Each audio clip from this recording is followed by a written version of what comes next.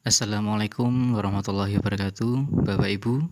Perkenalkan, saya Joko Dwi Rohmandrio, calon guru penggerak Angkatan 10 kelas 29A.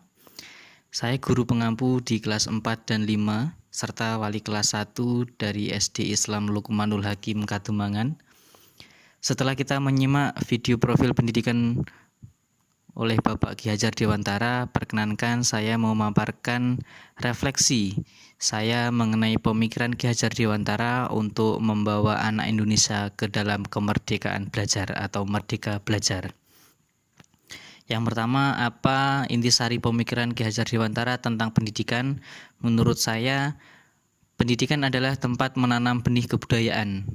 Dalam hal ini Ki Hajar Dewantara menyatukan dua hal yang tidak bisa terpisahkan atau satu kesatuan, yaitu adalah pendidikan dan kebudayaan. Menurut beliau, untuk mencapai kebudayaan yang kita inginkan memerlukan pendidik sebagai pijakan pertama atau pondasi untuk mencapainya.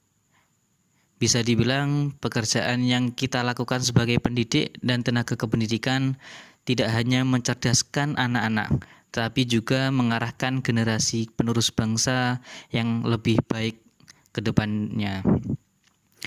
Menurut Ki Hajar Dewantara, kebudayaan tidak boleh statis atau jalan di tempat. Jadi harus terus berkembang dan terus bergerak mengikuti perkembangan zaman. Hal ini sama halnya dengan pendidikan. Pendidikan harus kreatif, dinamis, dan agamis. Artinya, pendidikan harus mengikuti perkembangan zaman dengan berbagai isi di dalamnya. Seorang pendidik harus selalu berinovasi dalam hal mengarahkan peserta didik untuk mencapai tujuan kebudayaan yang diinginkan. Pendidik tidak hanya berpaku ke dalam capaian hasil belajar, contohnya pembelajaran, ujian, dan hasil ujian. Jadi pendidik juga harus memasukkan keagamaan dalam pendidikan untuk mencapai budi pekerti, sopan santun, adat istiadat, serta peserta didik juga menerapkannya dalam lingkungan sekolahan ataupun lingkungan masyarakat umum. Berikutnya, pendidikan harus dinamis mengikuti perkembangan zaman, apalagi di zaman sekarang ini perkembangan teknologi 4.0. Pendidikan harus dinamis dengan memanfaatkan berbagai teknologi, contohnya media sosial, media-media elektronik yang lain. Jika pendidikan itu terisolasi dari perkembangan zaman, pendidikan itu akan tergerus oleh perkembangan zaman. Pendidik harus pandai-pandai menguasai dan menerapkan pendidikan dengan berbagai situasi dan kondisi dengan tidak terpaku pada buku pelajaran yang ada di sekolah. Jadi harus terus berinovasi, inovasi, dan inovasi. Hal berubah lagi yang mengikuti perkembangan zaman adalah budi pekerti. Menurut Ki Hajar Dewantara, budi pekerti itu terdiri dari budi dan pekerti.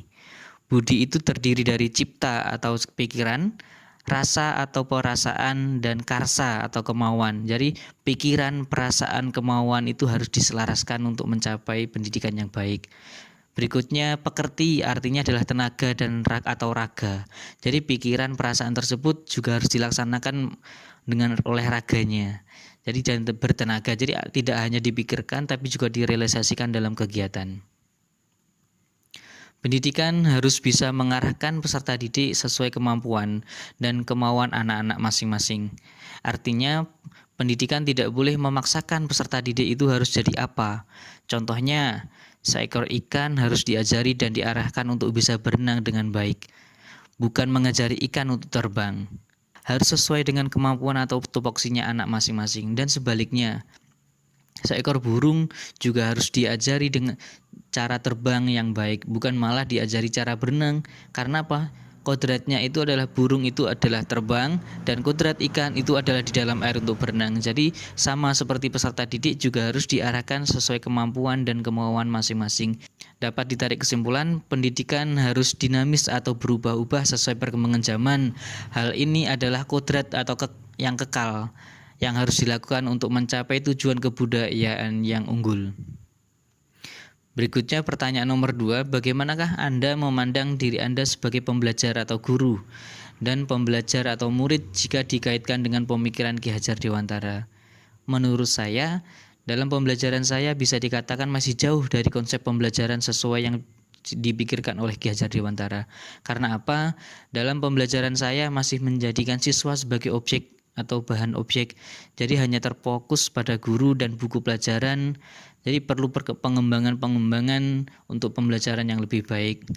Saya berharap setelah mengikuti kegiatan pembelajaran guru penggerak ini, saya berharap dapat melaksanakan pembelajaran yang sesuai dengan pemikiran Ki Hajar Dewantara, yaitu terkait dengan konsep pendidikan. Mungkin itu refleksi dari saya mengenai konsep pendidikan oleh Ki Hajar Dewantara.